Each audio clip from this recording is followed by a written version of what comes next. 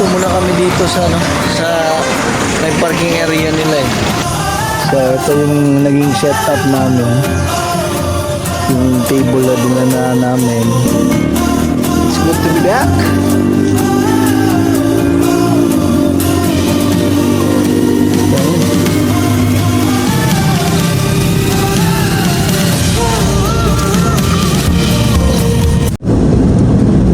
Hindi ko alam kung dito sa alam-alam waray na yung lingwahe. Hindi ako sure. Malapit na kasi sa Palo eh. Yung Palo kasi ano na yun, waray na yung salita nila. Hanggang doon na sa Tacloban, Samar, waray. Medyo bilisan natin ng konti mga boss kasi ano na eh, mag 5:30 AM na eh. So dapat maaga tayo kasi first time namin na tumawid ng Samar talaga yung baybayin talaga yung buong Samar. First time talaga namin yan eh. So hindi ko talaga kabisado yung daan. Tingnan nyo yung yung panahon, talagang foggy siya eh. Wala namang ulan pero yung yung paligid foggy. Pero nasa kami Kapatagan pero siya, foggy talaga eh. Iba din dito foggy yung lugar.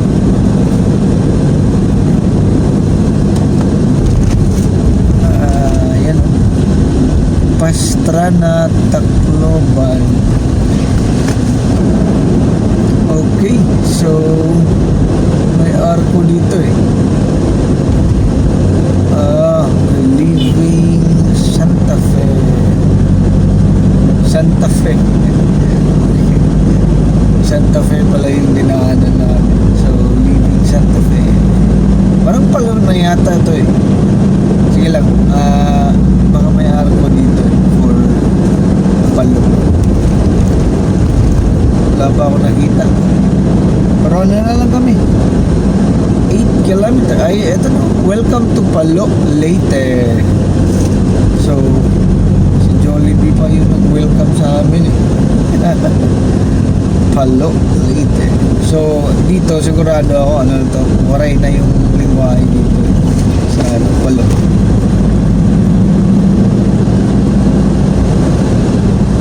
So ito yung lugar kung saan yung MacArthur Landing Monument.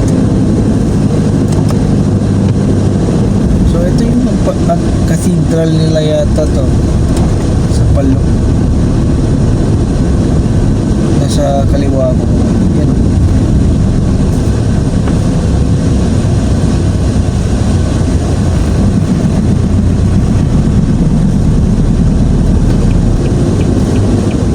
Okay, so likod tayo dito. So, para MacArthur Monument. Okay, so ano na lang, 700 meters away from MacArthur Monument. So welcome sa MacArthur Monument. Welcome ulit. Sana makapasok kami. So ang unang gagawin is magluto na kasi for breakfast na eh. Ito na maaga pa natin, wala pa talagang tao, konti pa.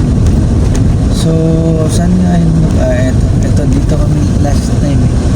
Dito kami nag-park. So ganun pa rin, dito pa rin tayo para makapagluto. Ito yung lugar eh, last time.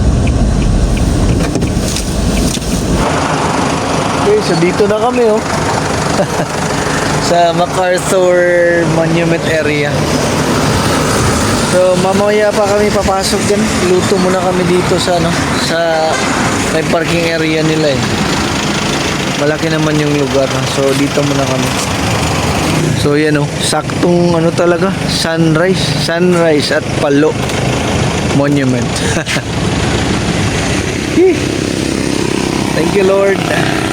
Narating din namin. Sige, ready muna kami for breakfast. So ito na nga yung mga gamit namin nagkakalat lang sa likod. So ito, gisingin na natin yung mga anak ko. Natulog pa kami na lang siguro munang mag ready. Wait lang.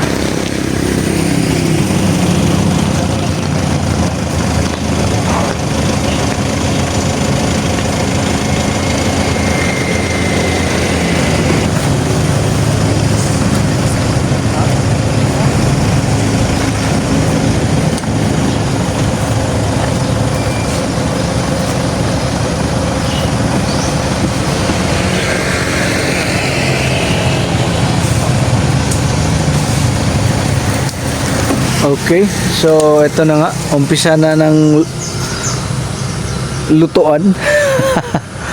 Magluluto na kami ng breakfast. So ito yung naging setup namin, yung table na dinala namin. So yung lutuan dalawa. So dito lang, sa gilid lang, nasa parking area. Van life to. So ano yung ulam natin ngayon, Mang? Ininit na Ininit na humba. Humba. May humba. Adobo, tapos adobo, tsaka may hotdog and ham. Hotdog and ham. So dito lang yan sa Palo. So mas mabuti ng ganito mga boss, nakapag-save kayo. Kasi baon lang, tapos yun, di ba? Tapusin muna namin mga boss Bali ano pala talaga dito yung maraming nagja-jogging sa umaga. Malawak kasi yung lugar. Okay na okay At least nakikita natin kung ano yung mga activities nila sa umaga. Yun maraming nagja-jogging, di ba? Sige, kain muna kami. So, bali tapos na yung preparation namin. Tapos na. So, yan may hotdog tsaka ham. At may kami, baon na adobo. Yan sarap. Nagluto na kami ng rice. So kain muna kami.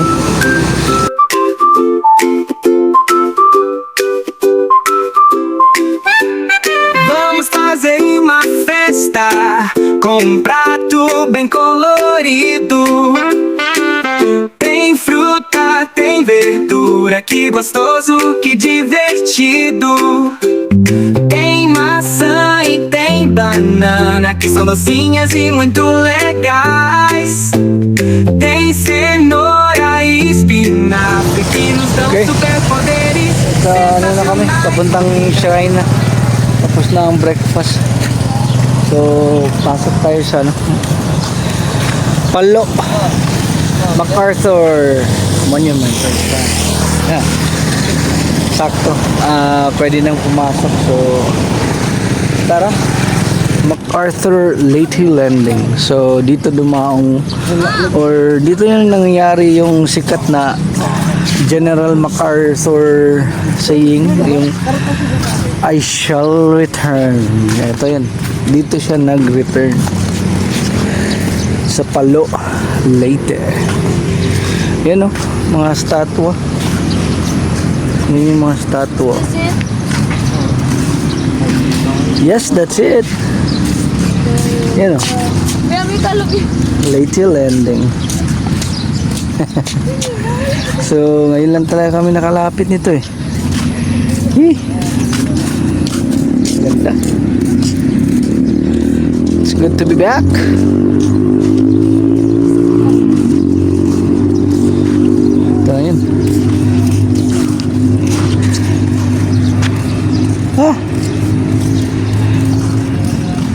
shall return.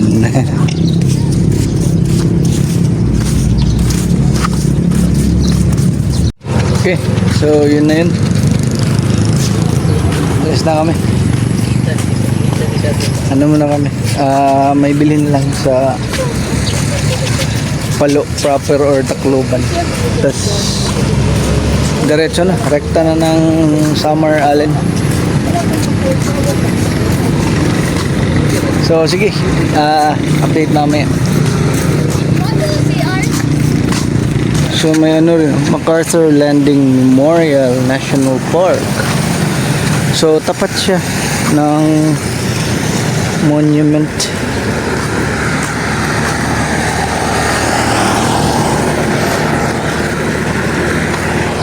Malawak yung area. Okay, so yun na. Tapos na yung pagbisita namin kay MacArthur. So ngayon, ang ano muna namin, ang gagawin namin is hanap muna kami ng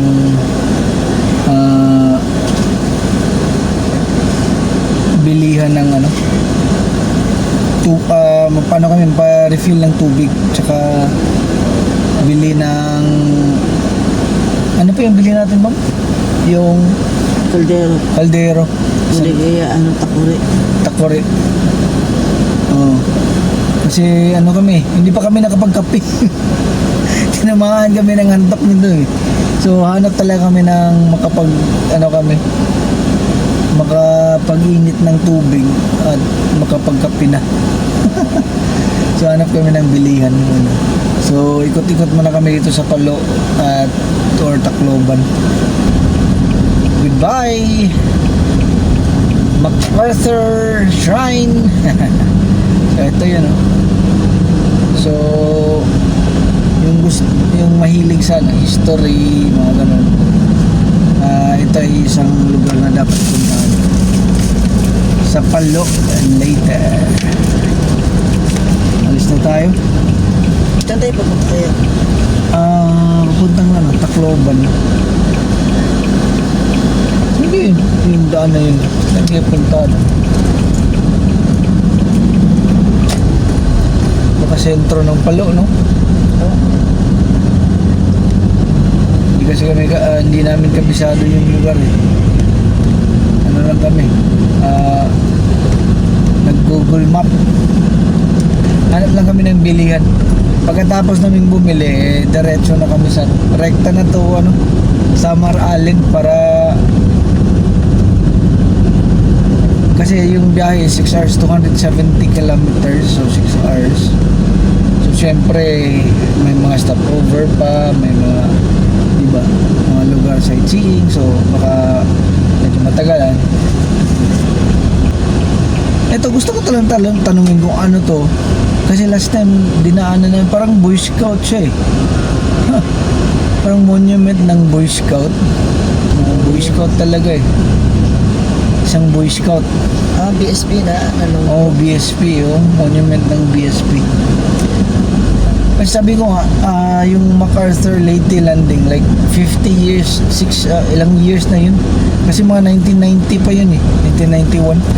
Yung 1991, may Leyte Landing dito eh, yung 50th anniversary ng Leyte Landing. Dito, Boy Scout ako nun. Ang dami naming may parang jamboree ditong nangyari. Kaya nga siguro nilagyan ng monument din dyan ng Boy Scout. Kasi yun yung pinaka-highlight nun eh, yung Boy Scout jump. Okay. Meron din palang ano dito, Boy Scout na building, oh. Ganun pala. May Boy Scout na ano pala dito. Tabi ng Commission and Audit. Boy Scout yun eh. So right ka, DZR Airport. May airport pala dito sa Palo. Tapos diretso Tacloban, tsaka sa San Juanico Bridge. So sige, diretso tayo. Ang gawin natin, hanap muna ng mabilan ng tubig. Magpagas na rin, pa-full tank ako. Baka pagtawid namin sa Samar at saka Luzon, mahal na yung ano, yung gas. So ano talaga, pakarga na tayo kasi mura dito eh, Tacloban. So paggas na tayo dito. Ikaw kaya tayo dito, no? Tingnan natin saglit lang.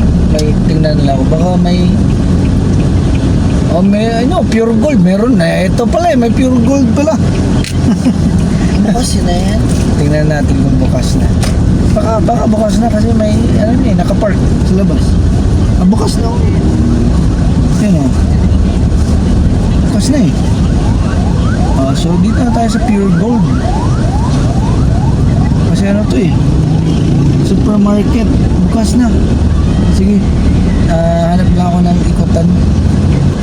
Punta tayo ng pure gold. Pwede ka, makarefill lang to. Ano? Makarefill lang to. Sige lang, hanap tayo. Marami naman talaga yun. Pero una, muna. Pwede tayong Kape. kape. Saan ka mag-iinit ang tubig? Ay, ang daming lugar sa may San Juanico, ang daming yung makulimlim na lugar. Malilim, grabe. Or malilim, parang makulimlim. ulan. Sa aming dalawa, yung misis lang ang original na Tagalog eh. Ako nagpa-practice. Pero yung misis ko yung original na Tagalog. So, siya ang nagtuturo sa akin. So, ito, pure gold tayo. Bili ng kung anong pwedeng bilhin.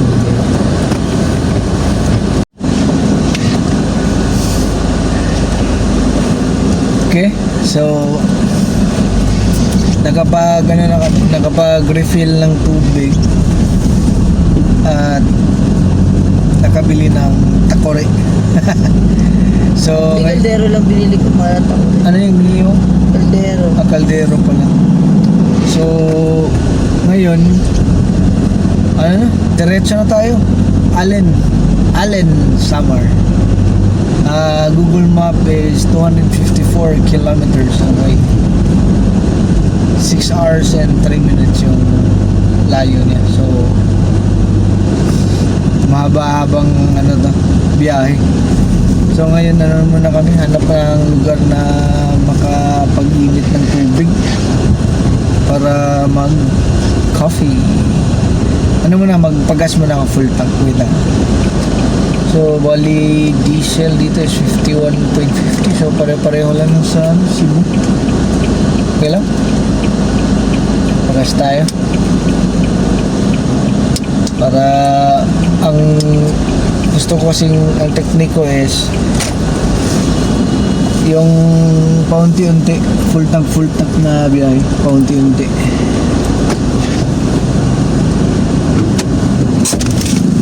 Full tank diesel? Morning.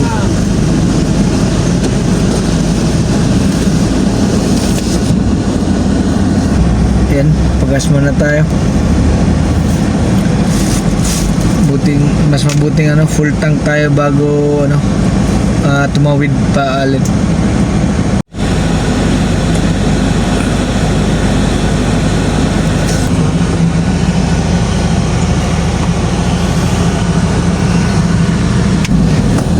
Okay, so diretso na tayo.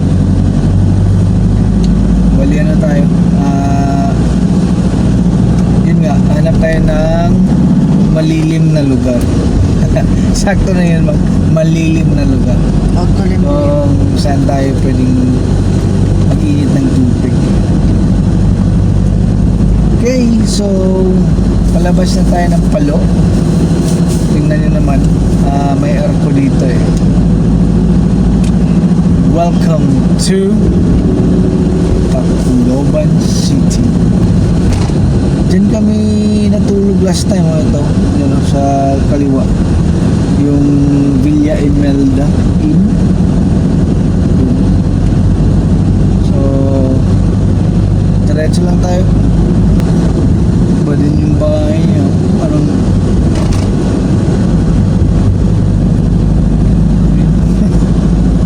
Agila. Ito yung ano bypass road ng Tacloban. Kung galing ka ng Palo, tas pupunta ka ng Samar, pwedeng dito ka na dumaan. Kadalasan dito dumadaan para bypass mo na yung city mismo ng Tacloban, iwas traffic. Ito yun. Nakadaan na kami dito na yung last year.